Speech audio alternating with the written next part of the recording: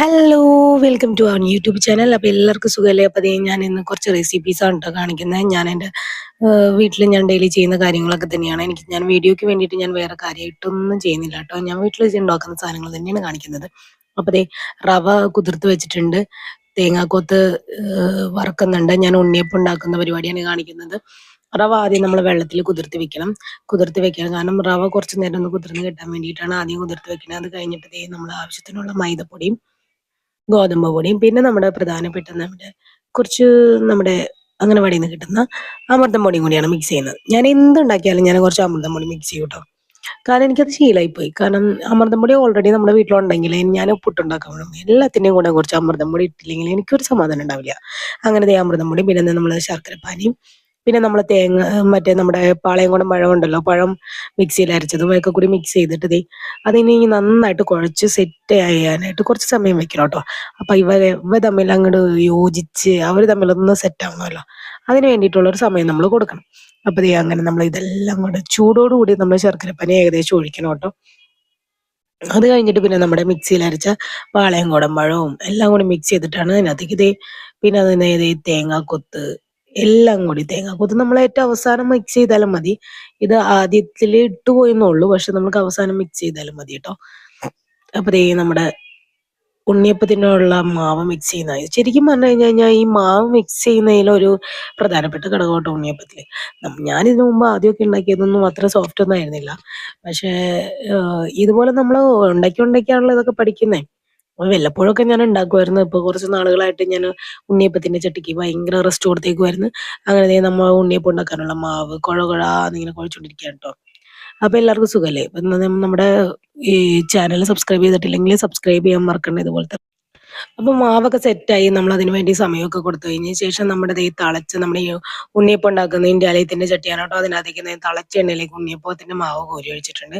അതിങ്ങനെ പതുക്കെ ഒന്ന് നന്നായിട്ടൊന്ന് മുരിഞ്ഞ് കളർ മാറി ആകുമ്പോഴേക്കും അതൊന്നും ഇങ്ങനെ പൊങ്ങിക്കിടക്കും എണ്ണയില്. ആ സമയത്ത് നമ്മൾ പിന്നെ അതൊന്ന് തിരിച്ചിടണം. ഈ തിരിച്ചിടുന്ന പരിപാടി നമ്മൾ വിചാരിക്കും വളരെ എളുപ്പമുള്ള പരിപാടിയാണ്, പക്ഷെ എളുപ്പമുള്ള ഗൈസ്.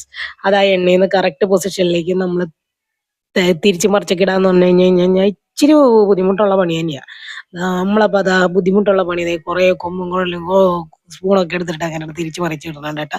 അങ്ങനെ ഏകദേശം നമ്മുടെ അപ്പൊ നമ്മുടെ ഉണ്ണിയപ്പം റെഡി ആയി വന്നിട്ടുണ്ട്. അപ്പൊ ഉണ്ണിയപ്പം നമ്മൾ ആ ഫസ്റ്റ് ട്രിപ്പ് ഉണ്ണിയപ്പം എടുത്ത് വെക്കുന്നുണ്ട്. അപ്പൊ ഈ ഉണ്ണിയപ്പം ചൂടാറുന്നതനുസരിച്ച് നല്ല ചെലവായിരുന്നു കേട്ടോ. ഉണ്ണിയപ്പം വേഗം വേഗം തീർന്നു. അധികം ഉണ്ണിയപ്പം ഒന്നും പിറ്റേ ദിവസത്തേക്ക് നമുക്ക് വെക്കാനുണ്ടായിരുന്നില്ല. വളരെ കുറച്ച് ഉണ്ണിയപ്പം മാത്രം പിറ്റേ ദിവസത്തേക്ക് വെക്കാനുണ്ടായിരുന്നുള്ളൂ. കാരണം ഉണ്ണിയപ്പമൊക്കെ നമ്മൾ വല്ലപ്പോഴല്ലേ ഉണ്ടാക്കുന്നുള്ളൂ. പിന്നെ കുട്ടികൾക്കൊക്കെ ഇതൊക്കെ വലിയ ഇഷ്ടമുള്ള കാര്യങ്ങളാണല്ലോ. അത് കഴിഞ്ഞ് ഞാൻ അടുത്ത റെസിപ്പിയിലേക്ക് പോവാണ്. അപ്പൊ ഞാൻ എൻ്റെ ക്യാരറ്റ് തോരൻ ഉണ്ടാക്കുകയാണ്. അപ്പൊ ക്യാരറ്റ് തോരനൊക്കെ ഉണ്ടാക്കിയൊക്കെ കുറച്ച് പണികളൊക്കെ ചെയ്ത് വെച്ചിട്ട് എനിക്ക് കൊച്ചിനെ കൊണ്ട് ആശുപത്രിയിലൊക്കെ പോകണമായിരുന്നു. ഞാൻ ഹോമിയോ ഡോക്ടറെയാണ് കാണിക്കുന്നത്. അപ്പൊ ക്യാരറ്റ് തോരൻ ഞാൻ ഉണ്ടാക്കുന്നത് കണ്ടോ, ഞാൻ എല്ലാം കൂടി ഫ്രഷ് ആയിട്ട് അങ്ങനെ അരിഞ്ഞ് തട്ടിയിടും കേട്ടോ. പിന്നെ ഞാൻ കാന്താരിമുളകാണ് യൂസ് ചെയ്യുന്നത്. വേപ്പിലയൊക്കെ നമുക്ക് വീട്ടിൽ നന്നായിട്ടുള്ളതുകൊണ്ട് ഞാൻ നല്ലതുപോലെ തന്നെ നല്ലപോലെ വേപ്പില ഉപയോഗിക്കും. കുറച്ച് ഉള്ളിലേക്ക് അങ്ങനെ അരിഞ്ഞിടും. കാന്താരിമുളക് ചീഞ്ഞു പോകാതിരിക്കാൻ വേണ്ടി ചെറുതായിട്ട് ഉണക്കി വെച്ച് തരുന്നതാണ് കേട്ടോ. അപ്പൊ ആ കാന്താരിമുളക് കഴുകി വാരി അതിൻ്റെ കൂടെ ഇടും. നമ്മൾ ഈ കെമിക്കലും മരുന്നുകളൊക്കെ ഉപയോഗിച്ച് കടയിൽ നിന്ന് മേടിക്കുന്ന മുളകിനേക്കാളൊക്കെ എത്രയും നല്ലതാണ് നമ്മുടെ കാന്താരിമുളക്. അപ്പോൾ ഞാൻ ചട്ടി അടുപ്പത്ത് വെച്ച് എണ്ണ ചൂടാക്കി അതിനകത്തേക്ക് കടുക് പൊട്ടിക്കും. കടുക് പൊട്ടിച്ചിട്ട് കുറച്ച് ഉള്ളി ഞാൻ അതിനകത്തേക്ക് എടുത്തിടും കേട്ടോ. വളരെ കുറച്ച് ഉള്ളി അരിഞ്ഞത് മാത്രം. എന്നിട്ട് അപ്പം തന്നെ ഞാൻ എല്ലാം കൂടി ഞാൻ അതിനകത്തേക്ക് തട്ടും. അപ്പൊ നമ്മുടെ ക്യാരറ്റ് തോരൻ ഉണ്ടാക്കാനായിട്ട് ഞാൻ ക്യാരറ്റൊക്കെ നേരത്തെ അരിഞ്ഞ് വെച്ചിരുന്നാൽ വളരെ നല്ലതാട്ടോ. ഞാൻ അങ്ങനെയാണ് ചെയ്യാറുള്ളത്. കാരണം എനിക്ക് എപ്പോഴും ചെയ്യാൻ സമയം ഉണ്ടാവില്ല, കൊച്ചിനെ നോക്കാനൊക്കെ ഉള്ളതുകൊണ്ട്. അതുകൊണ്ട് തന്നെ ക്യാരറ്റൊക്കെ നമ്മൾ നേരത്തെ അരിഞ്ഞ് നമ്മൾ ഫ്രിഡ്ജിലെടുത്ത് വെക്കുവാണെങ്കിൽ നമുക്ക് വേഗം എളുപ്പം പരിപാടി കഴിയും. ഇതങ്ങനെ സോട്ട് ചെയ്ത് കുറച്ച് ഉപ്പൊക്കെ വാരിയിട്ടിട്ട് നന്നായിട്ട് ഒന്ന് ഇളക്കുക. ഒന്ന് ഇളക്കി തുടങ്ങുമ്പോഴേക്കും ഞാൻ ഏകദേശം അപ്പോഴേക്കും നമ്മുടെ ക്യാരറ്റൊക്കെ ഒന്ന് ഒതുങ്ങും. ആ പാത്രത്തിൽ നമുക്ക് വളരെ കൂടുതലായിട്ട് നമുക്ക് തോന്നുകയാണെങ്കിൽ തന്നെ ഇടണം. ഞാൻ എപ്പോഴും ഉപയോഗിക്കുന്ന 2 ചീനച്ചട്ടികളായിട്ട് കാണുന്നത്. അപ്പോൾ ഞാൻ നന്നായിട്ട് വേപ്പിലയും ഉപ്പും ഒക്കെ ഇട്ടിട്ടുണ്ട്. ഉള്ളിയൊക്കെ അതിൻ്റെ കൂടെ തന്നെയാണ് അരിഞ്ഞിട്ടേക്കുന്നത്. അപ്പൊ ഇതെനിക്ക് ഞാൻ നമ്മുടെ കട്ട് ചെയ്യുന്ന ഒരു ചെറുതായിട്ട് നമ്മളിങ്ങനെ സ്ക്രംബിൾ ചെയ്യുന്ന ഒരു സാധനം ഉണ്ടല്ലോ, ആ സാധനം വെച്ചിട്ടാണ് സ്ക്രംബിൾ ചെയ്തേക്കുന്നത്. അപ്പൊ ഞാൻ തുണിയല്ല പകരം പിടിക്കുന്നത്, പാത്രം പിടിക്കാനായിട്ട് എൻ്റെ കയ്യിലൊരു ആയുധമുണ്ട്. എനിക്ക് ആദ്യമൊക്കെ അത് ബുദ്ധിമുട്ടായിരുന്നു. പിന്നെ അത് ഉപയോഗിച്ചാലേ ശരിയാവുള്ളൂ എന്ന് എനിക്ക് മനസ്സിലായായിരുന്നു. കാരണം തുണി ഉപയോഗിക്കുമ്പോൾ നമുക്ക് ചിലപ്പോൾ നമ്മുടെ കൈ ഒന്ന് ചൂടായാൽ തന്നെ നമ്മുടെ കൈ വേദനിക്കുമല്ലോ. പെട്ടെന്ന് നമ്മൾ കയ്യിൽ നിന്ന് പാത്രം വിട്ട് കളയാൻ ചാൻസ് ഉണ്ട്. അതിനൊക്കെ ഇതാണ് കേട്ടോ നല്ലത്. അപ്പോൾ ഞാനതൊക്കെ മിക്സ് ചെയ്തിട്ട് പിന്നെ ഞാൻ നമ്മുടെ തേങ്ങ അതിനകത്ത് ചേർക്കുന്നുണ്ട് കേട്ടോ. തേങ്ങയൊക്കെ ചേർത്ത് അത് ഒന്നുകൂടി ഒന്ന് നന്നായിട്ട് മിക്സ് ചെയ്ത് തട്ടിപ്പോത്തി നമ്മളത് മൂടി വെക്കണം. മൂടി വെച്ച് കഴിഞ്ഞിട്ട് കുറച്ച് നേരം കഴിയുമ്പോൾ ഇടയ്ക്കൊന്ന് ഇളക്കി കൊടുക്കുകയും വേണം. അപ്പോൾ ഞാൻ ഇടയ്ക്ക് ഇളക്കി കൊടുക്കാം കേട്ടോ. കടുകൊക്കെ അത്യാവശ്യം നന്നായിട്ട് ഇട്ടിട്ടുണ്ട്. കടുകൊക്കെ നന്നായിട്ട് ഇടുന്നത് വളരെ നല്ലതാണ്. പിന്നെ തേങ്ങ ഞാൻ വളരെ കുറച്ച് ചേർത്തിട്ടുള്ളൂ, കാരണം നമുക്ക് തേങ്ങ ഇട്ടാൻ ബുദ്ധിമുട്ടാണ്. അപ്പോൾ അതിൻ്റെ അടുത്ത് തന്നെ ഞാൻ അപ്പുറത്ത് നമ്മുടെ കുഞ്ഞുവാവയുടെ വാട്ടർ ബോട്ടിലും ഒക്കെ ഞാൻ തിളപ്പിക്കാൻ വെച്ചായിരുന്നു. അപ്പോൾ നമുക്ക് ഒരു ചക്ക ഏകദേശം പഴുത്തിട്ടുണ്ടായിരുന്നു. അപ്പോൾ ആ ഒരു ചെറിയ ചക്ക ഹസ്ബൻഡ് കട്ട് ചെയ്ത് വെച്ച് കഴിയുമ്പോൾ ഞാൻ അതൊന്ന് നന്നാക്കാൻ വേണ്ടി ഹസ്ബൻഡ് കൂടെ പോയി ചെല്ലോട്ടെ. ഏകദേശം ഒരുവിധം പണിയൊക്കെ വാള് തീർത്തായിരുന്നു. പിന്നെ കുഞ്ഞുവാവനെ നമ്മുടെ കൊച്ചുങ്ങളാണ് നോക്കിക്കൊണ്ടിരുന്നത്. ആ ഗ്യാപ്പിലായിട്ട് ഞാൻ ഈ പണികളൊക്കെ എടുക്കുന്നത്. അപ്പൊ നമ്മ ഇന്നലെ പറിച്ചു വെച്ച ചക്ക ഓൾറെഡി നമ്മുടെ കൈ അവിടെ ഫ്രിഡ്ജിൽ വെച്ചിട്ടുണ്ടായിരുന്നു. ഞാനത് പറിച്ച് നന്നാക്കിയിട്ട് ഫ്രിഡ്ജിൽ വെച്ചിട്ടുണ്ടായിരുന്നു.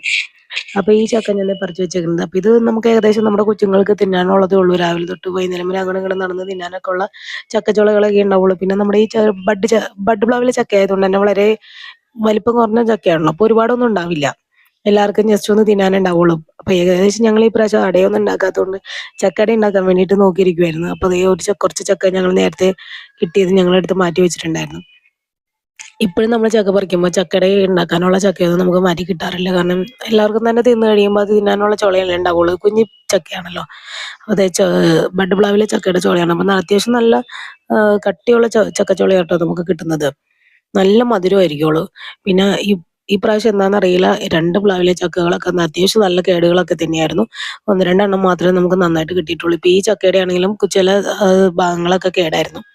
അത് കഴിഞ്ഞതേ നമ്മള് ചക്കയുടെ അട ഉണ്ടാക്കാൻ വേണ്ടിയിട്ടുള്ള ചക്ക ഞാൻ കുക്കറിൽ വേവിക്കാൻ വെച്ചു. അത് കഴിഞ്ഞ് ബാലൻസ് തേച്ചിരണ്ടി വെച്ചിരുന്ന തേങ്ങയൊക്കെ എടുത്ത് ഞാൻ പാത്രത്തിലാക്കിയിട്ട് ഫ്രീസറിൽ വെക്കാറ് കേട്ടോ ഗൈസ്. കാരണം എനിക്കത് എപ്പോഴും വളരെ അത്യാവശ്യമാണ്. ഇപ്പൊ തേങ്ങ ഭയങ്കര മൂല്യമായിട്ട് തന്നെ തോന്നാണ്, കിട്ടാനില്ല തേങ്ങ.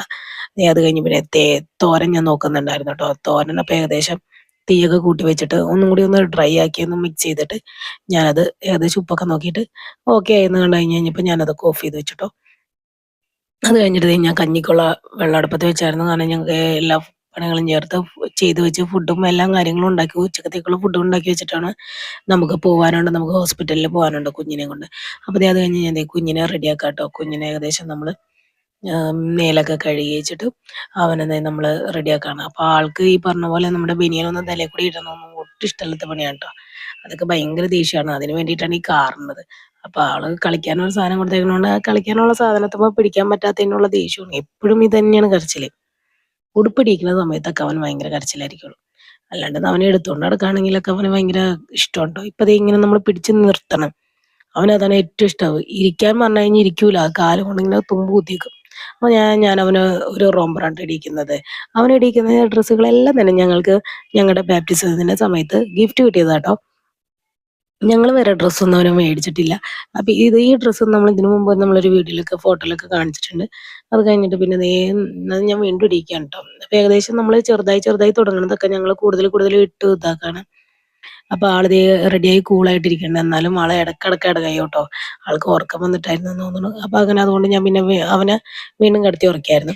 അത് കഴിഞ്ഞ് അടുത്ത റെസിപ്പിയിലേക്ക് പോവാം നമുക്ക്. നമ്മുടെ അടുത്ത റെസിപ്പി ചെയ്യുന്നത് ഞാനല്ല കേട്ടോ, നമ്മുടെ ആഞ്ചലീനയാണ് കേട്ടോ. ആഞ്ചലീന വൈകുന്നേരം വന്നു കഴിഞ്ഞിട്ട് നൂഡിൽസ് ഉണ്ടാക്കണതാണ് കാണുന്നത്. കാരണം കൊച്ച് ഇടക്കിടക്ക് കുക്ക് ചെയ്യാൻ കയറാറുണ്ട്. കൊച്ചിനെ നമ്മൾ കുക്ക് ചെയ്യാൻ കയറ്റാറുണ്ട്. കൊച്ച് ചോദിക്കുമ്പോൾ നമ്മൾ പറയും എല്ലാം ക്ലീൻ ചെയ്ത് വെച്ചോളൂ എന്നുള്ള ഒരു ഒറ്റ റൂള് മാത്രമേ ഞാൻ പറയാറുള്ളൂ. പിന്നെ നമ്മൾ ഒരു സാധനം വേസ്റ്റ് ആക്കരുതെന്നും പറയും. കാരണം കുട്ടികളെ കൂടെ നമ്മൾ അത് ചെയ്യിപ്പിക്കണം. അവരെ നമ്മൾ മാറ്റി നിർത്തിയിട്ട് കാര്യമില്ലല്ലോ. അവരെല്ലാം ട്രെയിൻ ചെയ്ത് വെക്കണ്ടേ. പിന്നെ അവർക്ക് കുക്ക് ചെയ്യാനൊക്കെ ഭയങ്കര ഇഷ്ടമുണ്ടോ. അപ്പൊ നൂഡിൽസ് ടേസ്റ്റ് പറയാൻ മറന്നുപോയി. വളരെ നല്ല ടേസ്റ്റ് ആയിരുന്നു. ഒരു സ്പെഷ്യൽ ടേസ്റ്റ് തോന്നിയായിരുന്നു. ആളുണ്ടാക്കുന്നതൊക്കെ കുറച്ചും കൂടി നന്നായിട്ട് വെറൈറ്റി ആയിട്ട് ഉണ്ടാക്കാനായിട്ടൊക്കെ ശ്രമിക്കുന്ന ആളാണ്. അപ്പൊ സവാളയൊക്കെ കട്ട് ചെയ്യാൻ ആളിങ്ങനെ പഠിച്ച് ട്രെയിൻ ചെയ്ത് വന്നുള്ളൂ. ആൾക്ക് ഏകദേശം ഒക്കെ അറിയാം എല്ലാം. പിന്നെ നമ്മളങ്ങനെ കറക്റ്റ് ആയിട്ടൊന്നും പഠിപ്പിച്ചു കൊടുത്തിട്ടൊന്നുമില്ല. ആളെ ഏകദേശം ഒന്ന് കണ്ടു പഠിച്ചതാണെന്ന് തോന്നുന്നു. പിന്നെ ഞാൻ ഈ സമയത്തൊന്നും ഞാൻ അവളുടെ കൂടെ ഉണ്ടായില്ലായിരുന്നു കേട്ടോ. ഞാൻ അപ്പുറത്തെ റൂമിൽ കൊച്ചിനെ നോക്കണേക്ക് ഇരുന്നു. അവള് തന്നെ ഒറ്റയ്ക്കായിരുന്നു നിന്ന് കിച്ചണിൽ ഇതൊക്കെ ചെയ്തത്. എല്ലാം കഴിഞ്ഞ് നമുക്ക് ഫുഡ് നമ്മുടെ പ്ലേറ്റിലേക്ക് കൊണ്ടുവന്ന്, അതായത് നൂഡിൽസ് കൊണ്ടുവന്ന് നമുക്ക് അമ്മയ്ക്ക് ടേസ്റ്റ് ചെയ്യാൻ വേണ്ടിയിട്ട് കൊണ്ടുവന്ന് കഴിയുമ്പോഴാണ് നമ്മളിത് കാണുന്നത് പോലും. നൂഡിൽസ് ഉണ്ടാക്കാൻ പോവാണ് നമ്മളോട് പറയാം, അത്രേ ഉള്ളൂ. അപ്പൊ അവള് ബട്ടറിലൊക്കെ ആയിട്ടാണ് തോന്നുന്നു മറ്റേ സവാളയൊക്കെ സോട്ട് ചെയ്യണത്. അതെ, ബട്ടറിലൊക്കെ നന്നായിട്ട് സവാള സോട്ട് ചെയ്തിട്ട് അത് കഴിഞ്ഞിട്ട് ഇപ്പുറത്തെ പാത്രത്തിൽ വേറെ വെള്ളം തിളപ്പിച്ച് വെച്ചിട്ട് അതിനകത്തേക്ക് ഈ നൂഡിൽസ് ഒക്കെ അവള് സെറ്റ് ചെയ്തിടുന്നുണ്ട് കേട്ടോ. നൂഡിൽസ് വെന്ത് വരുമ്പോഴേക്കും അവിടെ സവാളയുടെ സോട്ടിങ്ങും ക്യാരറ്റിന്റെ സോട്ടിങ്ങും ഒക്കെ നടക്കുമല്ലോ. ക്യാരറ്റൊക്കെ ആൾക്ക് പറ്റാവുന്ന രീതിയിലൊക്കെ കട്ട് ചെയ്ത് വെച്ചിട്ടുണ്ട്. പിന്നെ കുറച്ച് മഞ്ഞപ്പൊടി എന്തൊക്കെയൊക്കെ ഇടുന്നുണ്ട് ആളുടെ ഒരു ഇഷ്ടത്തിന്. ഏകദേശം ഇങ്ങനെയൊക്കെ പഠിക്കുമല്ലോ. പക്ഷെ ആള് നല്ല ടേസ്റ്റ് ഉണ്ടായിരുന്നു. ഏകദേശം എല്ലാം കൃത്യമായ അളവിൽ ഇടാനായിട്ട് അവൾക്ക് ഏകദേശം ഒരു നോളജിലൊക്കെ എത്തിയിട്ടുണ്ട് ട്ടോ. അപ്പൊ നമ്മുടെ കുഞ്ഞുങ്ങളെയൊക്കെ നമ്മൾ ഇതുപോലെ തന്നെ അവർക്കൊരു അവസരം കൊടുക്കണം. അല്ലാണ്ട് എല്ലാം ചീത്തയാവും എല്ലാം നശിക്കുമെന്ന് വിചാരിച്ചുകൊണ്ട് നമ്മളൊന്ന് ഇരുന്ന് കഴിഞ്ഞാൽ ശരിയാവില്ല. പക്ഷെ എനിക്ക് ഞാൻ ക്ലീൻ ചെയ്ത് വെച്ചതിന് ശേഷമായിരിക്കുള്ളൂ എല്ലാം കഴുകി ക്ലീനിങ് കഴിയുമ്പോഴായിരിക്കുള്ളൂ ആള് കുക്ക് ചെയ്യാൻ കയറണത്. അപ്പൊ അതിന്റെ കൂടെ എഗ് ഒക്കെ ഇട്ടിട്ടുണ്ട് ട്ടോ. അപ്പൊ ദേ നല്ല എഗ് ഒക്കെ ചേർത്തിട്ട് ആള് നന്നായിട്ട് സോട്ട് ചെയ്യുന്നുണ്ട്. സോട്ട് ചെയ്യുന്നതിന്റെ ഇടയ്ക്ക് കൂടി ദേ നമ്മൾ അപ്പുറത്തെ അടുപ്പത്തിൽ വെച്ച് വെച്ചിട്ടുണ്ടെങ്കിൽ നൂഡിൽസ് ഒക്കെ വെന്ത് വന്നിട്ടുണ്ട് ട്ടോ. ആള് തന്നെ ഓൺ ചെയ്ത് വെച്ചിട്ടുള്ളതാണ്. അപ്പൊ അതുകൊണ്ട് ഞാൻ ഇപ്പോഴാണ് ട്ടോ ആളും ഉണ്ടാക്കുന്ന മേക്കിംഗ് കാണുന്നത് പോലും. അപ്പൊ ആളുടെ ദേ നൂഡിൽസ് അതിന്റെ കൂടെ ദേ ആള് ദേ സോയ സോസ് ഒക്കെ ചേർക്കുന്നുണ്ട് ട്ടോ. ഭയങ്കര സെറ്റപ്പിലൊക്കെയാണ് ഉണ്ടാക്കുന്നത്. ഭയങ്കര ഒരു ഇന്ത്യൻ ആൻഡ് ചൈനീസ് മിക്സഡ് ആയിട്ടുള്ള രീതിയിലായിട്ടാണ് ആൾ ഇന്ന് ഉണ്ടാക്കുന്നത് ട്ടോ. അപ്പൊ ഞാനിങ്ങനെയൊന്നും ഉണ്ടാക്കുമ്പോൾ ഞാൻ സോയ സോസ് ഒക്കെ ചേർക്കല് കുറവാട്ടോ. എനിക്ക് അങ്ങനെ ആർട്ടിഫിഷ്യാലിറ്റി ഒന്നും കൂടുതൽ ഇഷ്ടമല്ല ഈ അതർ ടേസ്റ്റുകളൊന്നും. അതുകൊണ്ട് ഞാനൊന്നും ചേർക്കില്ല. ദേ ഇപ്പൊ ആള് ദേ കറക്റ്റ് ആയിട്ടുള്ള രീതിക്ക് തന്നെയാണ് എല്ലാ കാര്യങ്ങളും ചെയ്യുന്നത്. നമ്മുടെ ആഞ്ചലീനയുടെ നൂഡിൽസ് ഉണ്ടാക്കുന്ന വീഡിയോയും കൂടി ഞാൻ ആഡ് ചെയ്തത്. അപ്പൊ നിങ്ങൾക്ക് ഇഷ്ടപ്പെട്ടെന്നുണ്ടെങ്കിൽ ലൈക്ക് ചെയ്യണം. കൊച്ചിന്റെ കുക്കിംഗ് നല്ലതാണെന്നുണ്ടെങ്കിൽ കമന്റ് ചെയ്യാൻ മറക്കരുത് ട്ടോ. കാരണം കൊച്ചിന് അതൊരു പ്രോത്സാഹനമാണ്. പിന്നെ ആള് വേറെന്താ വെളിച്ചെണ്ണയാട്ടോ ഗൈസ് ആഡ് ചെയ്യുന്നത്. സാധാരണ രീതിയിൽ നമ്മൾ നൂഡിൽസിൽ വെളിച്ചെണ്ണയൊന്നും ആഡ് ചെയ്യില്ല. ഒന്നില്ലെങ്കിൽ ഒലിവ് ഓയിൽ അല്ലെങ്കിൽ സൺഫ്ലവർ ഓയിൽ ഒക്കെയാണ്. അത് കഴിഞ്ഞ് വീണ്ടും ആള് എഗ് ഒക്കെ ചേർക്കുന്നുണ്ട്. എഗ് ഒക്കെ ചേർക്കുന്നതിന് തെറ്റില്ല കേട്ടോ. കാരണം കുഞ്ഞുങ്ങൾക്ക് നമ്മൾ എഗ് കൊടുക്കാൻ അവർക്ക് റോ ആയിട്ട് ഈ എഗ് ബോയിൽ ചെയ്ത എഗ് ഒന്നും കഴിക്കാൻ ഭയങ്കര മടി ഇവിടെയുള്ള കുട്ടികൾക്ക്. ഇങ്ങനെയൊക്കെ ഞാൻ എഗ് ഇങ്ങനെയൊക്കെ ചെയ്താട്ടോ കൊടുക്കാറ്. അപ്പൊ അത്ര എഗ് അവരുടെ വീട്ടിലത് നമ്മൾ പിന്നെ ദേ ആള് കെച്ചപ്പ് ഒക്കെ ചേർക്കുന്നുണ്ട്. ഭയങ്കര സെറ്റപ്പ് ആയിട്ട് നല്ല ഒതന്റിക് ആയിട്ടൊക്കെയുള്ള രീതിയിൽ ഒരു ആഞ്ചലീന സ്റ്റൈലില് ഒരു നൂഡിൽസ് ഉണ്ടാക്കുക കേട്ടോ. അപ്പൊ ദേ കൊച്ചിന്റെ കുക്കിംഗ് ഏകദേശം റെഡി ആയിട്ടുണ്ട്. അത് കഴിഞ്ഞിട്ട് നല്ല ടേസ്റ്റ് ഉണ്ടായിരുന്നു കേട്ടോ. ഒബ്വിയസ്ലി പറയാതിരിക്കാൻ വയ്യ, നല്ല ടേസ്റ്റ് ഉണ്ടായിരുന്നു സംഭവം. അപ്പൊ ഞങ്ങളുടെ വീഡിയോസ് ഒക്കെ ഇഷ്ടമായിട്ടുണ്ടെങ്കിൽ സബ്സ്ക്രൈബ് ചെയ്യാനും ലൈക്ക് ചെയ്യാനും കമന്റ് ചെയ്യാനും മറക്കരുത്, ഷെയർ ചെയ്യാനും മറക്കരുത്. അപ്പൊ ഞങ്ങൾ അടുത്ത വീഡിയോസ് ഒക്കെ ആയിട്ട് ഞങ്ങൾ വീണ്ടും വരുന്നതാണ്. Okay, thank you, by.